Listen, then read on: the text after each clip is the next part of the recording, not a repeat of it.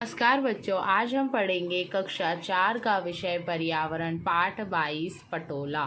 ठीक है। अब ये जो पटोला है आपको यहाँ दिखाई दे रहा है, इस तरह से होती है, साड़ी होती है जिसे हम कहते हैं पटोला। देखो यहाँ पर दिखाई दे रहा है, ये क्या है? साड़ी, जिसको हम किस नाम से जानते हैं? पटोला। और ये पटोला कहाँ सबसे ज़्यादा प्रसिद्ध है? पाटन के अंदर। पाटन शहर के सालवी बाड़े में रहने वाले, अब कौन सा शहर? पाटन शहर के कौन से गांव में? सालवीवाड़े में रहने वाले मोक्षा और निर्मल का घर रेशम के रंग बिरंगे धागों से भरा पड़ा है। किससे? रेशम। अब ये रेशम हमें रेशम के कीट से प्राप्त होते हैं, तो उससे है ना अलग अलग धागे अलग अलग रंगों से क्या है? भरा है। उनकी माता कोकिला बहन और पिता अशोक भाई तथा परिवार के अन्य लोग हथकरघे पर हस्त कारीगिरी बुनाई का काम करते हैं। उनके माता का नाम क्या है? कोकिला बहन और पिता अशोक भाई। यहाँ पर आपको चित्र में दिखाई देगा, इस चित्र में दिखाई दे रहा है, ये होता है हथकरघे। आपने देखा है ना बच्चों, इसको है ना ऐसे ऐसे आगे पीछे कर और है ना अलग अलग धागों से डिज़ाइनें बनाई जाती है, तो वो काम करते थे। वे खास तरह के कपड़े बुनकर तैयार करते थे, बहुत ही अच्छे कपड़े। यह हस्तकला खूब सुंदर व खास है। हस्तकला मतलब जो हाथों से की गई है, ये हस्तकला खूब ही सुंदर और कैसी है? खास है। सदियों से सालवीवाड़े में सालवी परिवार बसे हुए। अब ये क्या कह रहे हैं? सदियों से क्या है? सालवीवाड़े में क्या है? सालवी परिवार क्या हुए हैं? बसे हुए हैं। सदियों से सालीवाड़े में सालवी परिवार बसे हुए, इसीलिए इस गांव का नाम क्या था? सालीवाड़े। क्यों? क्योंकि सालवी परिवार वहाँ रहते थे। वे जो खास तरह की बुनाई करते हैं उसे पटोला के नाम से जाना जाता है। अब वो देखो, ये जो बुनाई करते हैं हथकरघे से, इसी को हम क्या कहते हैं? पटोला कहते हैं। और ये खास तरह से की जाती है, जिसे हम किस नाम से जानते हैं? पटोला।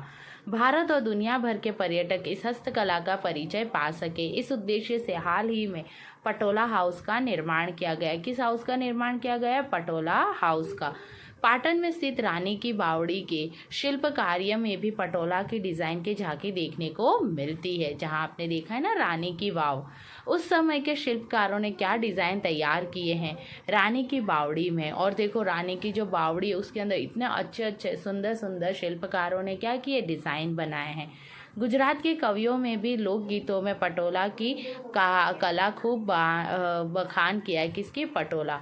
जैसे छेला जीरे मारी हाटू पाटन थी पटोला मेघा लावजो, मतलब पाटन से क्या लाना? मेरे लिए पटोला। तो गुजरात के कवियों ने भी पटोला को, पाटन के जो पटोला प्रख्यात है उसके बारे में कविताएं बनाई है।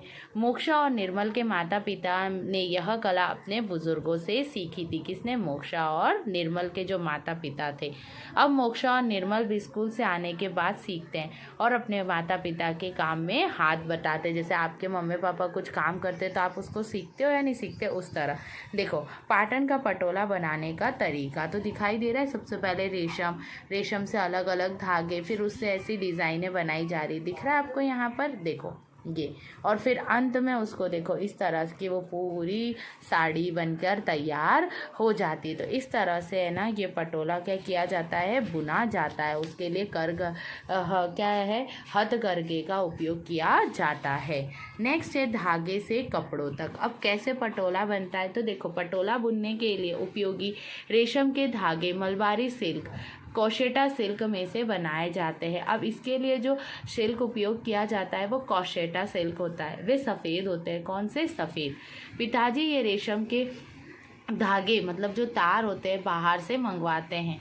रेशम के तारों को खोलकर ताना और बरनी बनाए जाते हैं, मतलब आड़े तार और खड़ेदार तार। जैसे एक ऐसी लाइन बनाई जाती है और एक ऐसी लाइन उन धागों की बनाई जाती है। फिर उन पर कढ़ाई की जाती है। कढ़ाई किए गए तार को योग्य नाप में बांधा जाता है, जिसे बधेज कहते हैं। अब क्या करते हैं? जो कढ़ाई की होती है इन धागों पर क्या कही जाती है? अलग अलग रंगों की कढ़ाई की जाती है और फिर उसको नाप कर बांधा जाता है, और बांधने की इस प्रक्रिया को कहते हैं बधेज।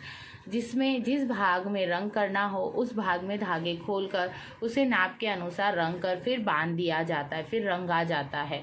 इस काम में बहुत समय और मेहनत लगती है। ताना और भरनी तारों पर कढ़ाई और रंग होने के बाद उसमें बुनने के लिए करघे पर जमा कर बुना जाता है। अब सफ़ेद रंग का बनाते फिर उससे कलर करते हैं। इस तरह 4 से 6 मास की कड़ी मेहनत के बाद पटोला बनकर तैयार होता है। कितना? 4 से 6 महीने। मास मतलब महीने।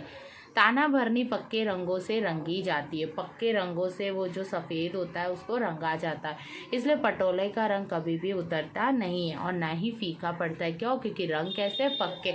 कच्चे रंग होते तो ही उतरते हैं ना। पटोला का टिकाऊपन और उसके रंगों की चमक सालों तक बनी रहती है। इसलिए गुजरात में कहावत है, पड़ी पटोटे भात, फाटे पण फीटे नहीं। कला खतरे में। पटोला साड़ी तैयार करने में बुनना, काटना और रंगना वगैरह बहुत सावधानी और धैर्य से करना पड़ता है। सारी चीज़ों को अच्छे से करना पड़ेगा, नहीं तो क्या हो जाएगा? वो ख़राब हो जाएगा। इसमें कई दिन लग जाते हैं। मलबारी सिल्क के तार व रंग बहुत महंगे मिलते हैं। अब ये क्या होती है? जो मलबारी सिल्क होती है, रेशम, वो बहुत ही महंगी होती है।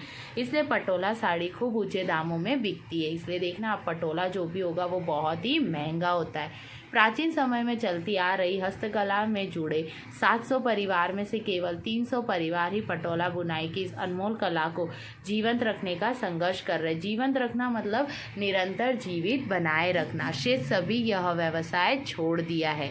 पाटन के पटोला की हस्तकला केवल पाटन ही नहीं अपितु गुजरात और भारत की शान व देश का गौरव है। अकेला ये पाटन शहर का ही नहीं, हमारे गुजरात का और पूरे भारत के लिए गौरव की बात है।